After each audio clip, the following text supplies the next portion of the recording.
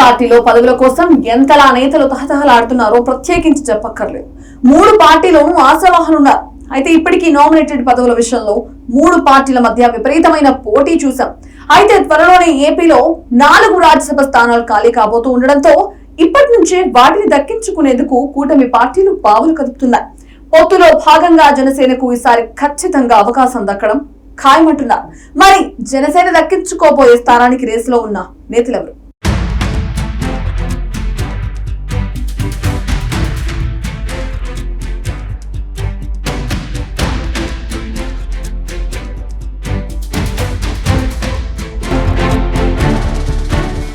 ఏపీలో రాజ్యసభ ఎన్నికల వేడి మొదలైంది. సాధారణంగా లోక్సభ ఎన్నికలంత హడావిడి లేకపోయినా ఈసారి రాజ్యసభ సీట్ల విషయంలో మాత్రం అధికార కూటమిలో అంతర్గతంగా పెద్ద చర్చ నడుస్తోంది.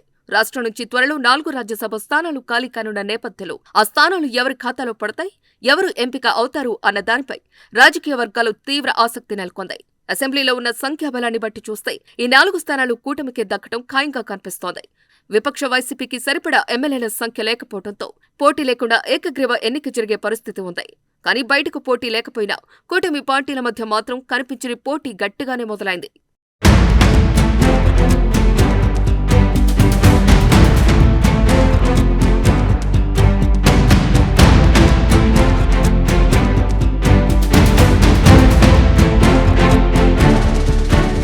రాజ్యసభ అనేది నేరుగా ప్రజలతో సంబంధం ఉన్న సభ కాదు. కానీ రాజకీయంగా ఇది చాలా కీలకమైన వేదిక.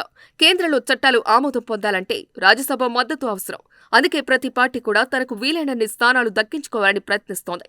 అంతేకాదు, సీనియర్ నాయకులకు గౌరవప్రదమైన పదవి కావడంతో చాలా మంది నేతలు రాజ్యసభను రాజకీయ జీవితంలో ఒక పెద్ద గుర్తింపుగా భావిస్తారు.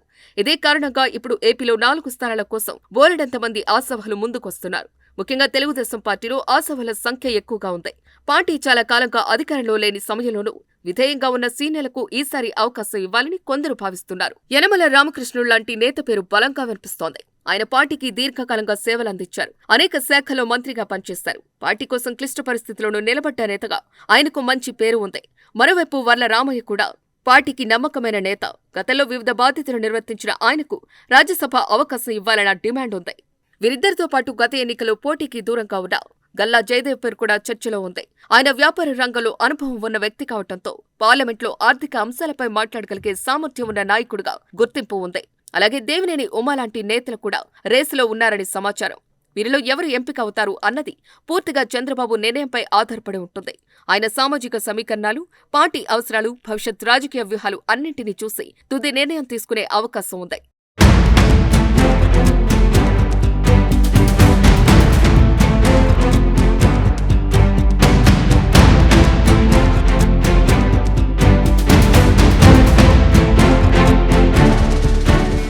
మరోవైపు జనసేన పార్టీ కూడా ఈసారి రాజ్యసభలో అడుగుపెట్టాలని బలంగా ప్రయత్నిస్తోంది. ఇప్పటివరకు జనసేనకు రాజ్యసభలో ప్రాతినిధ్యం లేదు. కూటమి ప్రభుత్వంలో కీలక భాగస్వామిగా ఉన్న పవన్ కళ్యాణ్ కనీసం ఒక రాజ్యసభ సీటు అయినా తమ పార్టీకి ఇవ్వాలని స్పష్టంగా కోరుతున్నారని రాజకీయ వర్గాల్లో చర్చ జరుగుతోంది. పవన్ కళ్యాణ్ రాజకీయాలకు వచ్చినప్పటి నుంచి పార్టీని క్రమంగా బలోపేతం చేస్తూ వచ్చారు. ఇప్పుడు రాష్ట్రంలో ప్రభుత్వ భాగస్వామిగా ఉన్న నేపథ్యంలో రాజ్యసభలోనూ ప్రాతినిధ్యం ఉండటం అవసరమని ఆయన భావిస్తున్నారు. జనసేన తరపున లింగంనేని రమేష్ పేరు బలంగా వినిపిస్తోంది. ఆయన పారిశ్రామికవేత్తగా మంచి పేరు సంపాదించారు. పవన్ కళ్యాణ్తో వ్యక్తిగతంగా కూడా సన్నిహిత సంబంధం ఉంది. చంద్రబాబు కూడా ఆయన పేరుపై పెద్దగా అభ్యంతరం చెప్పే అవకాశం లేదని అంటున్నారు. అలాగే జనసేన నుంచి చాలా మంది నేతల పేర్లు రాజ్యసభ రేసులో ప్రముఖంగా వినిపిస్తున్నాయి. బొలిశెట్టి సత్య, అలాగే నాగబాబు లాంటి వారి పేర్లు కూడా రాజ్యసభ రేసులో ఉన్నాయంటున్నారు. అయితే ఎవరికి ఆ పదవి ఇవ్వాలన్నది పవన్ చేతుల్లోనే ఉంది.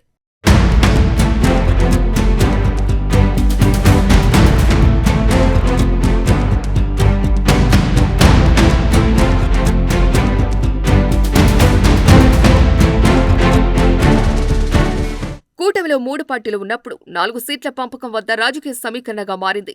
బీజేపీ కూడా ఈ వ్యవహారంలో తక్కువగా మాట్లాడటం లేదు. జాతీయ స్థాయిలో తన బలాన్ని పెంచుకోవటానికి ఏపీ నుంచి ఒక రాజ్యసభ సీటు తమకే కావాలని బీజేపీ పట్టుబట్టే అవకాశం ఉంది. కేంద్రంలో అధికారంలో ఉన్న పార్టీగా కూటమిలో భాగస్వామిగా ఉన్న నేపథ్యంలో బీజేపీకి ఒక స్థానం ఇవ్వాల్సిందే అన్న వాదన కూడా వినిపిస్తోంది. ఈ మొత్తం వ్యవహారంలో అసలు కీలక పాత్ర ఢిల్లీ స్థాయి చర్చలదే. రాష్ట్రంలో ఎంతమంది ఆశావహులు ఉన్నా తుది నిర్ణయం మాత్రం కేంద్ర పెద్దలతో జరిగే సంప్రదింపుల తర్వాతే తీసుకుంటారు. చంద్రబాబు, పవన్ కళ్యాణ్, బీజేపీ జాతీయ నేతలు కలిసి కూర్చొని సీట్ల సర్దుబాటు చేస్తారని రాజకీయ విశ్లేషకులు అంటున్నారు. వైఎస్సార్ కాంగ్రెస్ పార్టీ విషయానికి వస్తే ఈసారి రాజ్యసభ ఎన్నికల్లో పెద్దగా పాత్ర ఉండే అవకాశం లేదు. అసెంబ్లీలో సరైన సంఖ్యాబలం లేకపోవడంతో పోటీకి దిగినా ఫలితం ఉండదని ఆ పార్టీ నేతలకు తెలుసు. అందుకే ఈ 4 స్థానాలు ఏకగ్రీవంగా కూటమి ఖాతాలోకి వెళ్లటం దాదాపు ఖాయమనే చెప్పాలి. మొత్తానికి చూస్తే ఆంధ్రప్రదేశ్లో రాజ్యసభ ఎన్నికలు బయటకు ప్రశాంతంగానే కనిపించినా లోపల మాత్రం పెద్ద రాజకీయ లెక్కలే నడుస్తున్నాయి.